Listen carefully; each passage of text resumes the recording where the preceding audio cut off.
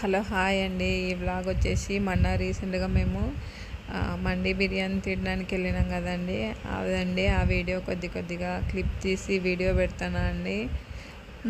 సరదాగా అట్లా బయటికి వెళ్ళినామండి. మా వారైతే పిలుచుకెళ్ళినాడు. అందులో శ్రావణ మాసం కదా, మేము తినలేదండి ఒక మంత్. ఆ తర్వాత అయిపోయిన తర్వాత 1 మంత్ అయిపోయిన తర్వాత తిన్నట్టు ఉంటుంది అనేసి మా వారైతే నైట్ డిన్నర్కు ప్లాన్ చేశాడండి. మండి బిర్యానీ తిందామని. పిల్లలు కూడా ఇష్టంగా తింటారు కదా, బయటికి వెళ్తే కొద్దిగా తిరిగినట్టు ఉంటుంది అనేసి పిల్లల్ని అయితే పిలుచుకెళ్ళినామండి మేము మండి బిర్యానీకి. ఫస్ట్ ఆర్డర్ చేయగానే మటన్ సూప్ అయితే వచ్చిందండి. మటన్ సూప్ చాలా బాగుంది. అదే మా చిన్నోడు కూడా చెప్తున్నాడు, చాలా బాగుంది మటన్ సూప్ మమ్మీ అని. మీరు కూడా ట్రై చేయండి అని చెప్తున్నాడు మీకు కూడా. ఆ తర్వాత మటన్ సూప్ తాగిన తర్వాత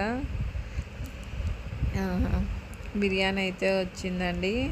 మండి బిర్యానీ కొద్దిగా స్పైసీ తక్కువ ఉంటుంది కదండి. మండి బిర్యానీ చాలా బాగుంటుంది, పిల్లలు బాగా ఇష్టంగా తింటారు మండి బిర్యానీ.